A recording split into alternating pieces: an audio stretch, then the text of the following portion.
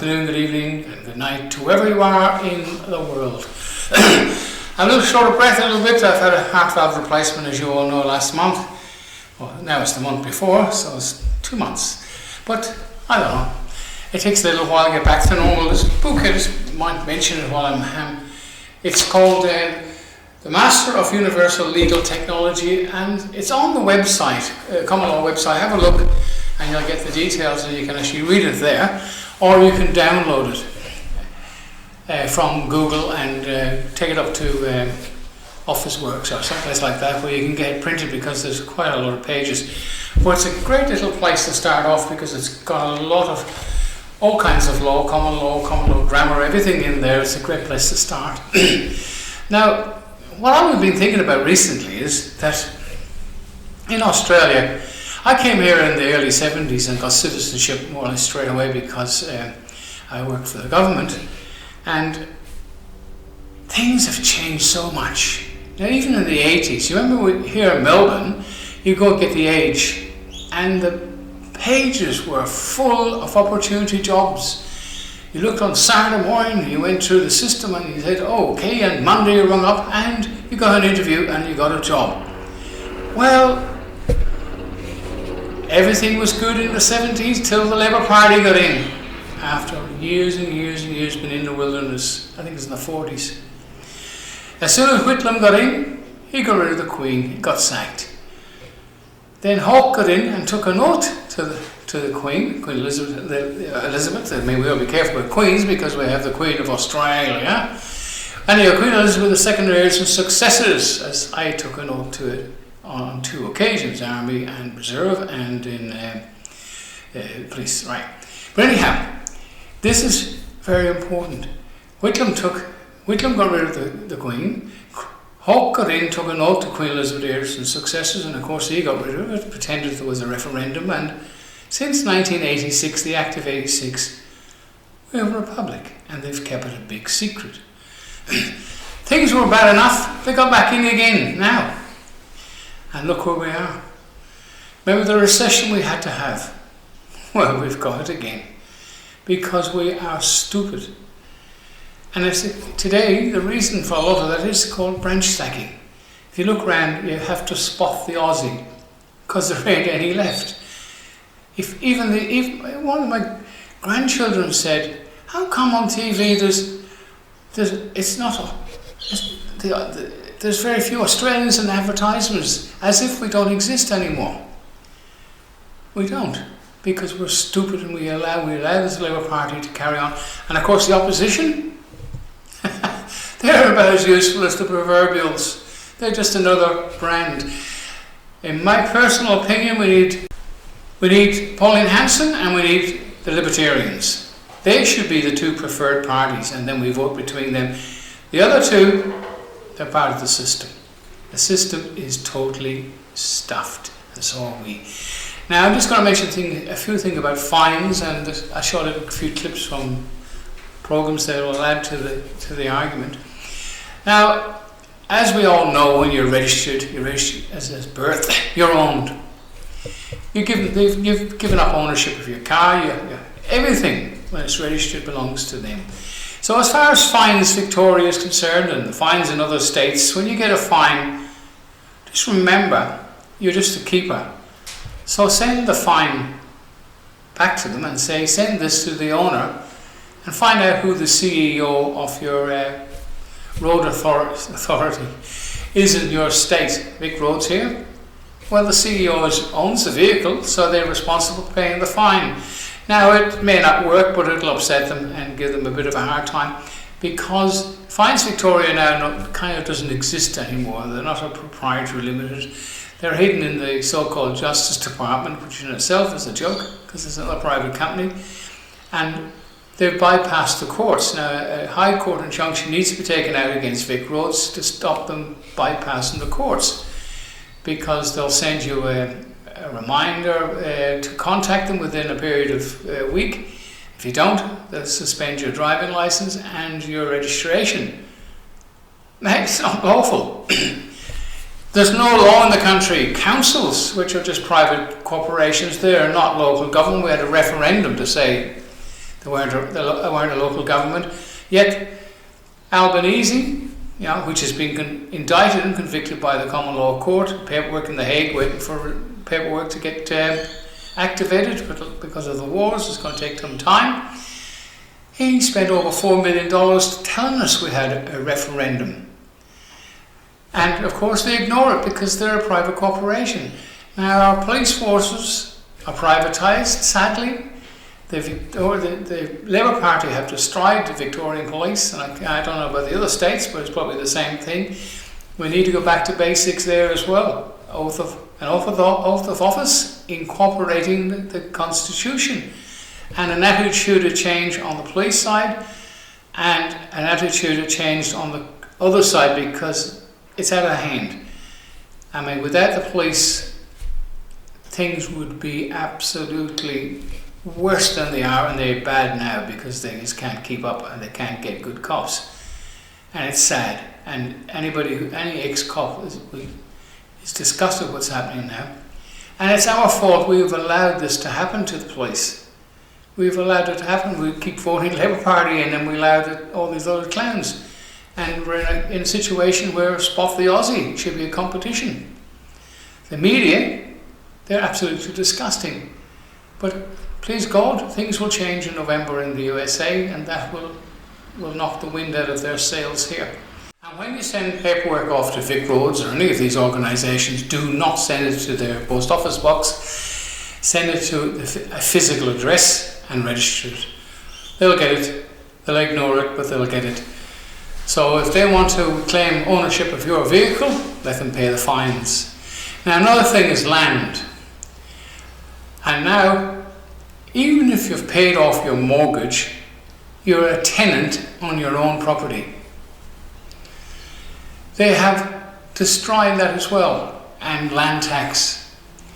Now, just recently, some organisation said here in Victoria that the government couldn't charge a tax on, I forget what it was, because only the federal government can organise and raise a tax, which is true. So we have the land titles up as a private company taxing you, and you're paying it because we're stupid. Now, I'm not advising people not to pay their taxes, in land taxes or council rates. Again, you have to pay them for the time being until we get a majority of people to stand up, wake up and say no, enough is enough. Criminal politicians are not running our lives, we're running our own. We have God-given rights, God-amiable rights. We've heard about them, and that all comes under common law. There's only one law in this country, and it's common law. And it's got nothing to do with fines. It's got nothing. A lot of people put stuff up and say, oh, we're discussing common law, and they start talking about statutes and stuff. It's got nothing. Common law is very, very simple. It goes back to the end of the Vikings when they stopped fighting among each other because some were Christians and some weren't. They stopped fighting, and Alfred the Great at the time was around 880 something or other, around that time. He said, enough is enough, no more barbaric laws, we'll have one law common to all, rich and poor. It's called common law, and it stood there, and the kings and Henry and all those kings supported it ever since. And in 1635 a sheriff was appointed and went to America and set up a sheriff's office. In the same year they started electing sheriffs, and they do the same thing today. So people can't say, oh, common law doesn't work, because in America, where the sheriffs rule on and for behalf of the people, they are not subject to the statute laws, and they do not have to comply with these corporations that have destroyed the country and ran it down. And that's where the people have the power, but it's only through common law. By all means, learn statute law, fight the system in statute law, but they keep changing the goalposts every time you go back. And there's a lot of great men here, Brian Shaw and lots of others who have fought the system. And we had certain little wins, but then you go back next week as if you never were there at all, and there's a whole new goalposts, a whole new game and a whole new set of rules. And we're our own worst enemies. Common law is the only way. If you get behind common law, the sheriff's office. Now, here in Melbourne, there's 2 sheriffs in Melbourne. There's a couple up in Townsville. The American Sheriff's Association recognised the 2 sheriff's offices here in Melbourne, and we're registered as members and as sheriff's office. So that's a start, and our paperwork is accepted into the Common Law Court of Justice in The Hague, but of course they're tied up in war crimes. So that bank behind us, yes, it's coming up. It's almost there. We will have a bank behind us. And we're not here in competition with police. We're not going around arresting people, but we'll just go around helping people. So if you're getting kicked out of your home, what we can do to help you, and if you look on the website, the information, issue a certificate of title. Remember, possession is 9/10 of the law. If you claim to own something, you have to have a receipt. Land is a title, and the deeds are kept in the common law court. So that's a start. Start there. Get an identification, because if you're a person, you're in a corporation. You're just playing the game. So corporations sue corporations, but a corporation cannot sue a living man or a woman. So get an ID. That helps as well. And just do it, because it's not gonna happen. You're not going to get your freedom. Now, freedom is another word for nothing left to do. It's liberty. Forget the word freedom. Think about liberty. We need liberty, and we have the right, and we've got God-given rights. I mean, we're all getting old, and we're all going to die out. So why do these criminal politicians make our lives a misery just for money? Yeah. So put an end to it and stop it. Now, we have royal commissions here in Australia, and the Crown doesn't exist. So somebody's lying to us, aren't they? And we're allowing them to do it. We have to stop it. We have to stop fighting among ourselves. We've got to stop racism. It's just basically, we've got to all be Australians now. This is something else that came up on The Outsiders, a great show. Why have we go to a council, which is a private company, and they've got 3 flags floating up there: the Aboriginal flag, Australian flag, and God knows what the other thing is, but it's up there flying. Now joining us is someone equally amazing in my opinion, Barrister Lana Kolaris from the Victorian Bar. She's up here in Sydney in the studio. I'm thrilled to have her with us. Lana was recently denounced, wait for it, as a racist because she chose not to do the Welcome to Country at a meeting of the Victorian Bar Council. Lana elected to instead acknowledge, as I was saying earlier, all Australians. She is now doubling down on her criticism of those welcome to and acknowledgement ceremonies. Lana, great. Welcome to Outsiders. Great to have you here. Thanks for coming up to Sydney. Now, incredible bravery you showed. I mean, you would think you could speak your mind freely in Australia, but particularly you spoke up against what you saw as something you didn't want to participate in. Tell us about that day and arriving at that decision, and then also tell us what it's been like since. Yes, well, thank you so much for having me here, Rowan and Rita. The reason why I decided to acknowledge all Australians that day is because I'd had enough of this implicit ceding of sovereignty before every meeting, before every Zoom meeting, every time we land on a Qantas flight. And I'd had enough, and I just wanted to make a stand against it and exercise my right to free speech to do so. Well, I'm glad you mentioned sovereignty, because that, for me, is the key issue. And you're a lawyer. Yes. Now, I don't know what area of law you specialise in, but you pinpointed the very problem for me. Every time we're doing a welcome to country or an acknowledgement of country, implicit in that is the idea that sovereignty as it exists in the law doesn't exist, that it's a fraud, and that sovereignty, quote, was never ceded, and it always was and always will be some other form of land. Is that what bothers you the most? That's exactly what bothers me. It's the constant repetition of this message that is being given to us that sovereignty does not exist within the Crown in some way. And that's what I've got an issue with. It's wrong in law, and it's wrong in fact as well. And that's why I decided to make a stand. And I posted the minutes on social media, and I got a fairly predictable personal attack levelled towards me. And that's what made me think, you know, I'm going to sit down and I'm going to express my views clearly in writing. And that's what I did. Rita. Excellent. And how does this philosophy, because it is very prevalent within the legal fraternity, and that worries me greatly, because you see it on the bench, you see it elsewhere. How does it impact the law? Because you talked about hearing about a client who was feeling like the justice system wasn't what he expected it to be because of these manipulations or these undermining of what we expect to be the law for everyone, unquestionably. Like whoever you are judged the same regardless of who you are and what your background is. Well, that's right. The fundamental guiding principle of our constitution today is equality of citizenship. And if you're going to take a stand that's different to that by making these repeated acknowledgements of country, which repeatedly chip away at that sovereignty, then I think Australians have an instinct and they know that something is not quite right, and they understand that there is a political push behind this. And when you're in a situation where courts are actually acknowledging country and do not acknowledge the Crown, I think people understand that there's some kind of political infiltration there. Yeah. And that's what makes people... Perhaps it's contributing to the the loss of confidence that people are having in the legal system. I think there certainly is this lack of trust in our institutions increasingly, including the justice system in general. This view is very much amongst the elite, as we call it.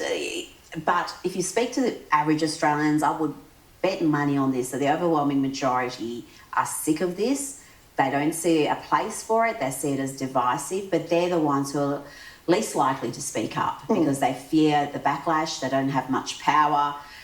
But amongst the elite, we were talking the legal fraternity, academia, media, these views are very popular. So how do we address that? How do we have that silent majority, other than through that referendum we had last year that they've forgotten about? How do we actually have their voices and their point of view acknowledged? Well... Look, I can tell you from my experience that I have not received that much backlash since I actually came out and wrote my opinion piece. Yes, there are the predictable characters who continue to make vile personal attacks against me, but overwhelmingly the response has been positive. And so, I would say to people, don't be afraid. Exercise your freedom of speech. We have it, so exercise it. We know that the majority of Australians are with us on this. We've had a referendum. The facts are in. People want an Australia where we are all equal, regardless of our race. And so, yes, I would say please speak up and speak your mind. And I think that's really, and I think you're a great role model for that, Lana, because the immediate accusation against you, and there was a similar accusation by, I think, a High Court judge during the referendum against another legal person who was arguing against the voice. Oh, you're a racist. That's the first thing. It's straight out, you're a racist. No, actually engaging with the argument. So you have to overcome that. That's hurtful and not pleasant. Correct. Yes. So your advice, what can people do in the workplace or the board meeting or the local council meeting or whatever? Or the Pilates class. Apparently they're doing these acknowledgement of countries before Pilates. We learned this week. In fact, have a listen to this. This is hilarious, Lana. Have a listen to this. This was on Sydney Radio, Ben Fordham this week. Just have a quick listen. We don't need a welcome at the start of a Zoom meeting, and having a welcome to country at a Pilates class, well, that's just bizarre. So have a listen here. This is Lauren Barry. She's talking to Marty Sheargold in Melbourne on the Marty Sheargold Show. Does anyone else think the welcome to country's overdone? I forgot. You guys won't comment. No, I do find it sometimes in all of my Pilates classes. What? Oh, Yeah. really? And Are you kidding? Sometimes I find that a little bit. Every Pilates class? That's a lot. Really? Yeah. And I'm all for the welcome to country. We do a welcome to country for the comedians. And I think that is I think that's a beautiful thing. Because we travel Australia. Exactly. So, Oh, Lana, what dear. you've done, you've helped start an actually national conversation about this, long overdue, where people are really tapping into this idea. Is it appropriate? Have we overdone it? What does it actually mean? Is What there does not a it better achieve? thing? What does it achieve? Is there something better we could be doing with that time? And it's now reached the point where people are laughing at it. Pilates class laughing at it. So you've managed to keep good humour through all of this. Is that the best approach? Yes, look, I think when Australians are starting to realise more and more that when people level an attack at you, as such as you're a racist, that it means that they have no substance to their argument. They've almost essentially lost the argument as soon as they make that credit attack, because they're not addressing the underlying issue. And so I think that people are becoming more alive to that. So I just ignore it because I know I'm not a racist. And what, just quickly before we finish up, what's happening now at the bar? Are they going to look at it? Are they going to look at your idea of welcoming everybody? I doubt it. I think the President, Georgina Schauf, from my read of her response to my article, made it clear that she's going to continue with the acknowledgement of country. So we need you to run for the president. There you go, there you go. And all you Victorians out there need to vote for Lana Kalaris. That's what we need to see. But well done, Lana, for being brave. You're a role model, as I said, for so many people who do feel this, but they need the tools to get up and have the courage to say it. Well done. Thanks so much, you. Lana Kalaris, for coming on. Outsiders after... If we're supposed to be a country, we've only got one flag. We don't need two. Now, that clown Albanese, he spent over $4 million on the Vice, and the people, thank God, were still in the majority, said no to your BS. So there is only one flag in this country. Even if they did change it from red to blue without a referendum, they changed everything without referendums. And it's funny, when they wanted to do something, they realised, let's play the referendum game. So we had a referendum existed all of a sudden, even in a private corporation. It's disgusting, and we allow it to happen. So guys, wake up to yourselves. Now, mortgages. When you get a mortgage, there is no contract. Forget the contract, there's an agreement. An agreement cannot be enforced in the statute system. All contracts are common law, by the way. So your money comes out of your trust account. The house is paid for. The bank then tell you how wonderful you are, you've been approved, and they work out a deal to rip you off for the next 30, 40 years, and you pay twice for everything because we're mugs. Now, if you look at some of the videos on my channel there now, people are fighting back in the UK, and we can do the same here. So what happens here with the Sheriff's Department? Correction, there's no department. Sheriff's Office, I am human. Anyway, my excuse. The thing is, the Sheriff then all the people who turn up there, apart from our deputies, we can create a posse and swear in a posse for the day, and then they become lawful enforcement officers under the supervision of the sheriffs or the deputy sheriffs. There's only one sheriff, by the way, in each area, and as deputies you can't have heaps of sheriffs like they did up in Perth, and everybody was a sheriff. You're going to a sheriff.